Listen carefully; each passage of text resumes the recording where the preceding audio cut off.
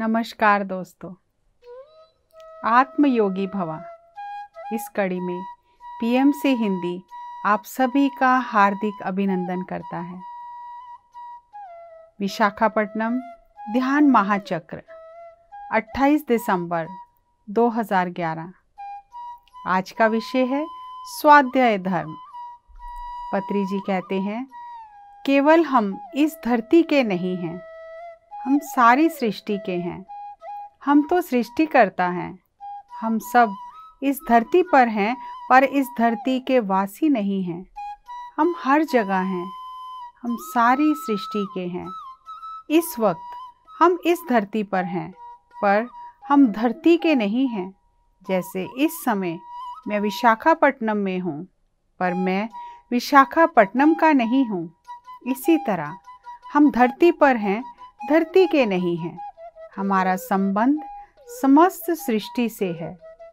विशाखापट्टनम में जो भी लोग हैं वे विशाखापट्टनम के नहीं हैं। इस भूमि पर जो भी लोग हैं वे इस भूमि से संबंधित नहीं हैं। हम कहीं कहीं से आए हैं, अब विशाखापट्टनम में हैं। हम भारत देश में हैं, इस भूमि पर हैं, कल यहाँ से चले जाएंगे। इसी तरह हम धरती पर अनेक अनेक लोकों से आए हैं।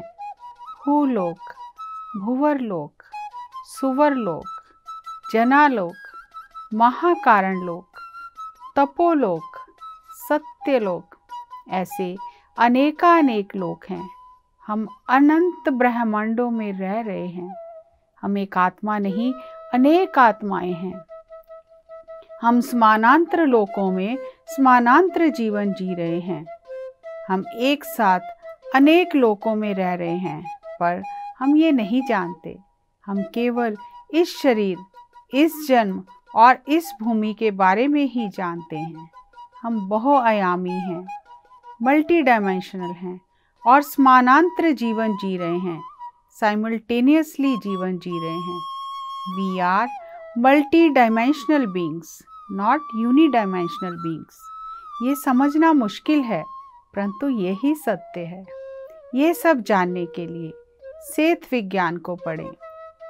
सेथ भगवान ने जेन रॉबर्ट्स के माध्यम से इस भूमंडल को अखंड ज्ञान दिया है, जिसे सेथ विज्ञान, सेथ ज्ञान की पुस्तकों में संग्रहित किया गया है।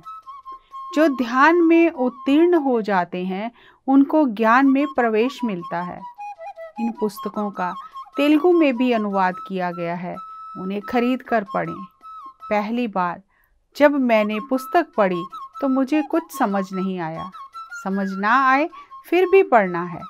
जो समझ में आता है वो क्या पढ़ेंगे, जो समझ में नहीं आता वही पढ़ना चाहिए। मैं सबसे अनुरोध करता हूँ कि सेथ विज्ञान को पढ़ें।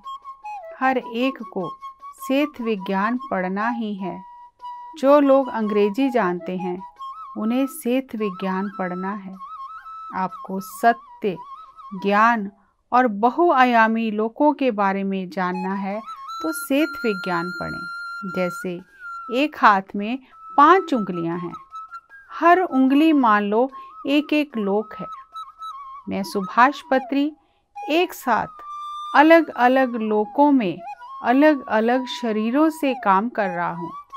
हम 5 उंगलियों को अलग अलग तरह से हिला सकते हैं। ऐसे ही हम एक ही समय में अनेक लोकों में अनेक शरीरों के साथ काम कर रहे हैं। एक उंगली को देखेंगे तो एक सुभाष पत्री यानी शरीर और एक लोक समझेंगे। दूसरे लोक में दूसरा सुभाष पत्री है और एक लोक में एक और सुभाष पत्री है।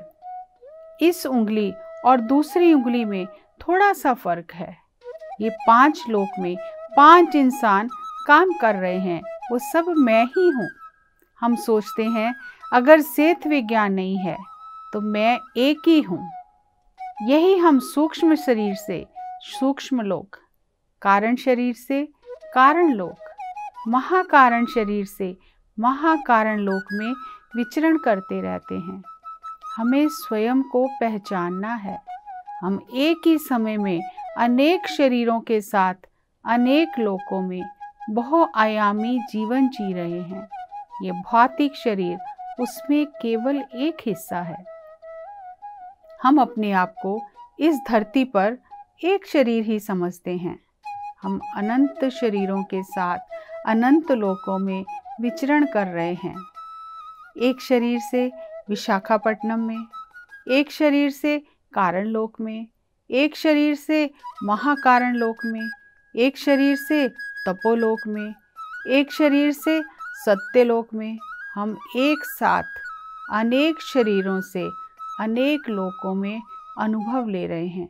सूक्ष्म शरीर से सूक्ष्म लोक, कारण शरीर से कारण लोक, महाकारण शरीर से महाकारण लोक, भौतिक शरीर से भौतिक लोक, आत्मिक शरीर से आत्मिक लोक। आपको ये समझ में आ गया क्या? अगर ये चीज़ आपको समझ में आ गई तो आप सचमुच ज्ञानी हैं। अगर आप समझते हैं एक लोक है, एक ही शरीर है, तो आप अज्ञानी हैं। हमें अपने आप को पहचानना है। ये लोक है, इसके बगल में एक और लोक है, इसके बगल में एक और लोक है। ये सारे लोक मौजूद हैं। सब लोग अपने हाथ दिखाइए, अपनी उंगलियां दिखाइए। कितने लोक हैं?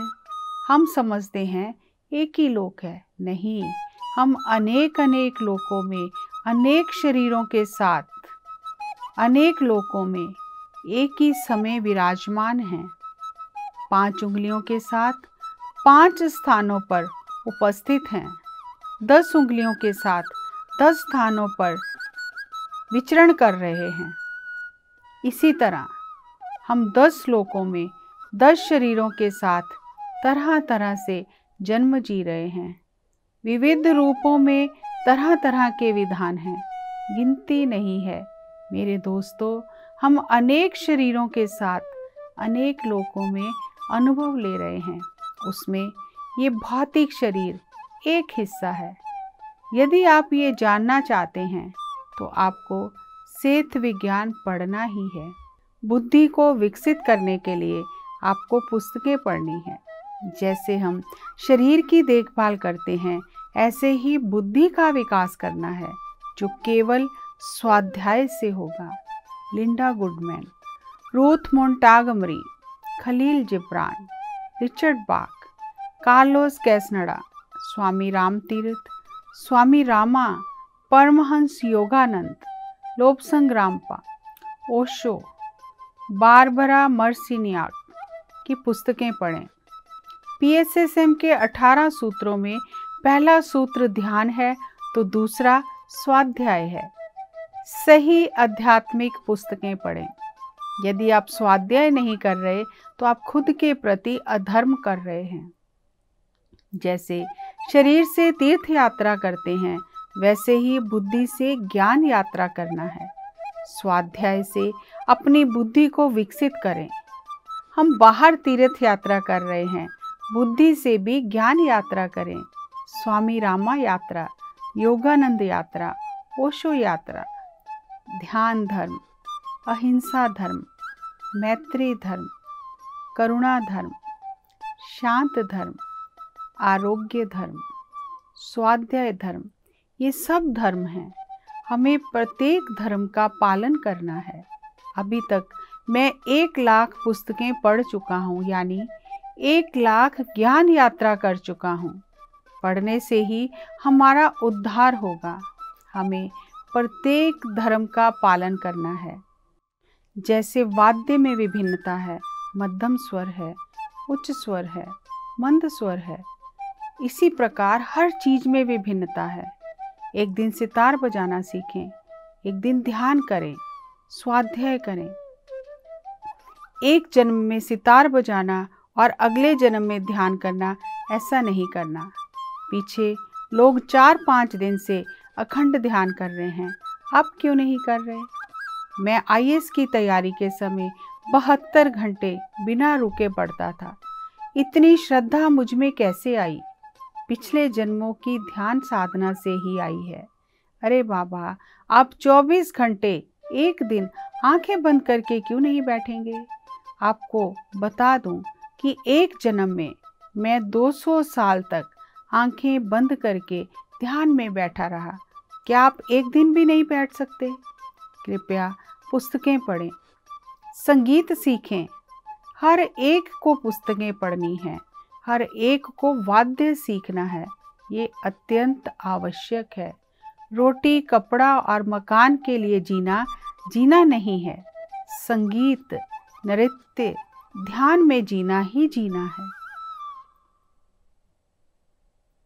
इस विषय को थोड़ा और समझते हैं। जीवन का उद्देश्य खाना पीना सोना ही नहीं है। हमें विभिन्न कलाओं में निपुण होना है। हमारे पास बहुत समय है, हम जितना चाहें सीख सकते हैं, लेकिन हम व्यर्थ की बातों में अपना समय व्यर्थ गंवाते हैं। हम जितना ज़्यादा ध्यान करते हैं उतनी हमारी जागरूकता बढ़ती है। हम जितनी ज़्यादा पुस्तकें पढ़ते हैं उतनी हमारी बुद्धि विकसित होती है। स्वाध्याय यानी बुद्धि से यात्रा करना, और ये हमारी बुद्धि हमारे सभी पूर्व जन्मों का निचोड़ है। जितनी बुद्धि विकसित होती है उतना ही जीवन उत्तम होता है। जब कोई व्यक्ति गलती करता है तो हम उसे क्या कहते हैं? तेरी बुद्धि कहाँ थी? उस समय तेरी बुद्धि कहाँ थी? क्यों तुझे ये बात समझ में नहीं आई? तो बुद्धि आध्यात्मिकता में भी हमारा अत्यंत सहयोग करती है, और ये बुद्धि स्वाध्याय से विकसित होती है। सेठ विज्ञान एक महान आध्यात्मिक विज्ञान है। सेठ विज्ञान में सभी आध्यात्मिक विषयों को वैज्ञानिक ढंग से बताया गया है। सबसे महत्वपूर्ण विषय, we create our own reality. हम अपनी वास्तविकता के स्वयं सृजन करता है। जिसने ये बात जान ली, जिसने ये बात समझ ली कि मैं ही अपने जीवन का निर्माण कर रहा हूँ, मैं ही अपने जीवन का सृजन कर रहा हूँ, तो किसको दोष देना है? हम केवल अपने आप को भौतिक शरीर समझते हैं, ये स्थूल शरीर समझते हैं। हम केवल स्थूल शरीर नहीं हैं। जो पत्री जी ने हमें इस विषय में समझाया कि हमारी 5 उंगलियां हैं। एक एक उंगली को अगर हम एक एक लोक समझ लें, एक एक शरीर समझ लें, तो इन 5 उंगलियों को जिस तरह मैं कई तरह से हिला सकता हूँ, उसी तरह मैं विभिन्न लोकों में विभिन्न शरीरों के साथ अलग अलग आयामों में जीवन जी रहा हूँ। और अगर मैं अपनी 10 उंगलियों को गिनूं, 10 उंगलियों को हिला सकता हूँ। 10 उंगलियों के साथ मैं 10 तरह से 10 लोकों में जीवन जी रहा हूँ।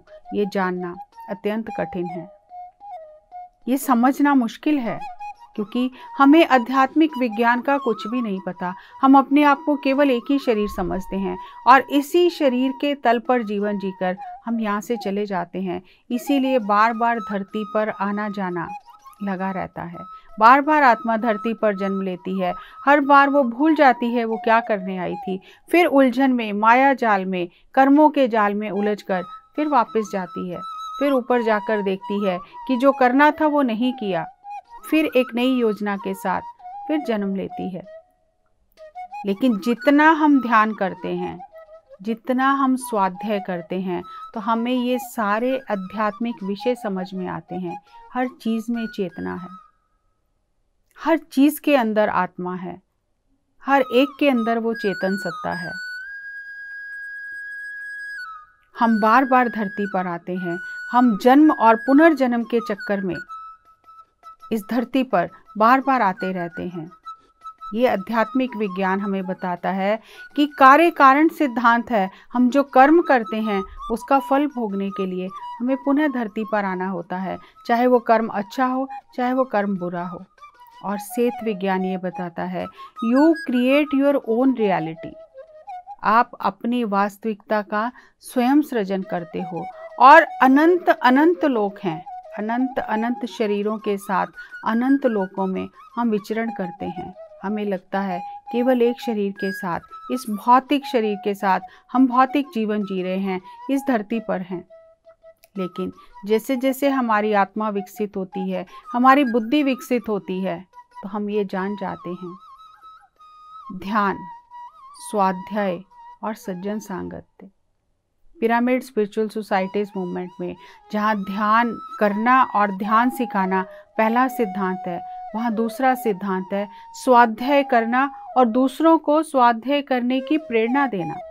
और इसमें एक बहुत महत्वपूर्ण मुख्य बिंदु है, मुख्य एक सूत्र है, सही आध्यात्मिक पुस्तकें पढ़ना और वही सही आध्यात्मिक पुस्तकें दूसरों को पढ़ने की प्रेरणा देना। ये सही आध्यात्मिक पुस्तकें क्या हैं? सही आध्यात्मिक पुस्तकें हैं तो इसका मतलब कुछ गलत भी पुस्तकें हैं। तो सही आध्यात्मिक पुस्तकों की परिभाषा क्या है? सही आध्यात्मिक पुस्तकें वह हैं जो आत्मज्ञानियों ने, जो ऋषि मुनि संतों ने अपने अनुभव से, ध्यान साधना से जो जीवन के अनुभव पाए हैं, उन्होंने पुस्तक रूप में अपने अनुभव हमें दिए हैं। वो सही आध्यात्मिक पुस्तकें हैं जिनमें उनके जीवन का सार है, उनके जीवन का निचोड़ है कि किस तरह साधना करके, किन किन कठिनाइयों का सामना करके उन्होंने इस आत्मज्ञान को, ब्रह्म ज्ञान को पाया है। और वही जो इस मार्ग पर चलता है, उसके मार्ग में वो जब कठिनाइयाँ आती हैं तो उसे पता चल जाता है कि ये मील के पत्थर हैं, ये तो मार्ग में कठिनाइयाँ आती ही हैं, ये परीक्षा तो आती ही है और सबके जीवन में आई है। तो हिम्मत बन जाती है, प्रेरणा मिलती है आगे बढ़ने की। लेकिन वहीं पर अगर कोई व्यक्ति जिसने कोई अनुभव नहीं किया, उसने कुछ थोड़ी पुस्तकों का अध्ययन कर लिया और उसमें अपनी बुद्धि से कुछ और चीज़ें जोड़ के एक पुस्तक लिख दी, तो वो सही आध्यात्मिक पुस्तक नहीं है।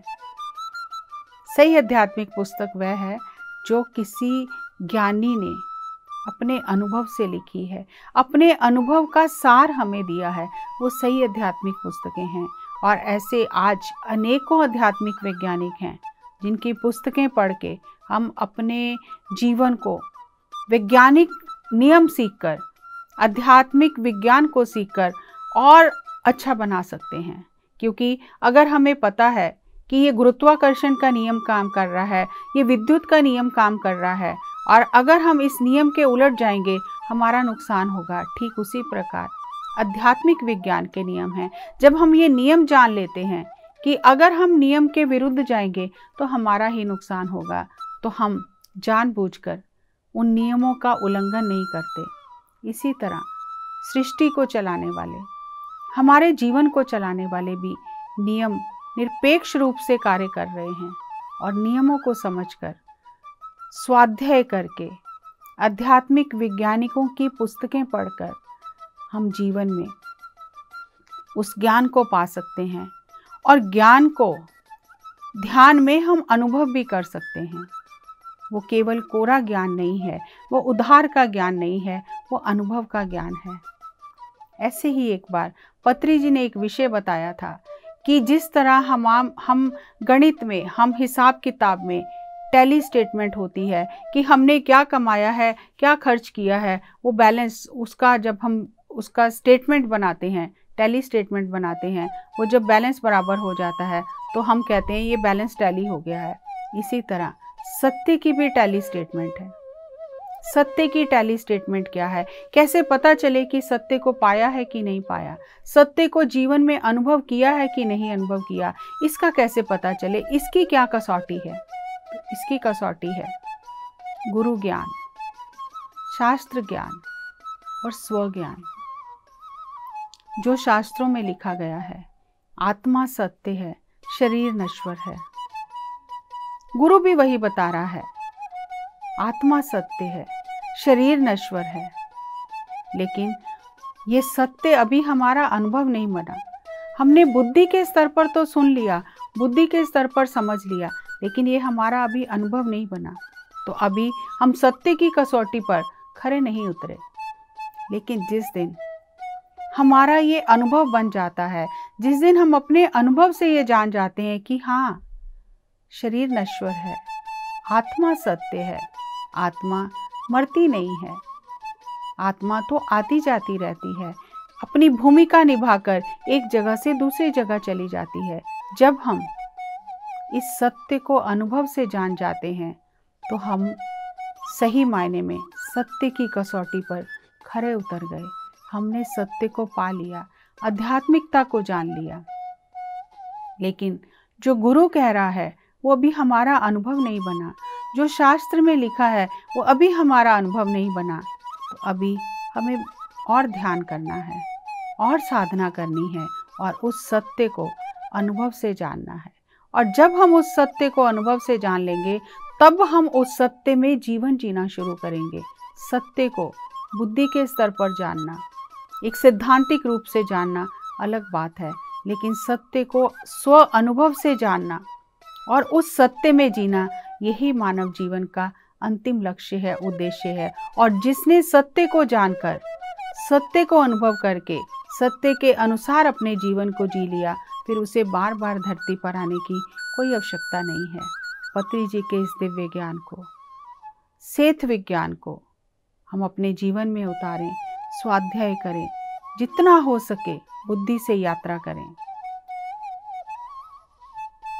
बाहर की यात्रा बहुत हो गई, अब थोड़ी बुद्धि से यात्रा करें, अंतरात्मा की यात्रा करें, ध्यान से अपने भीतर की यात्रा करें और अनुभव से ज्ञान प्राप्त करें।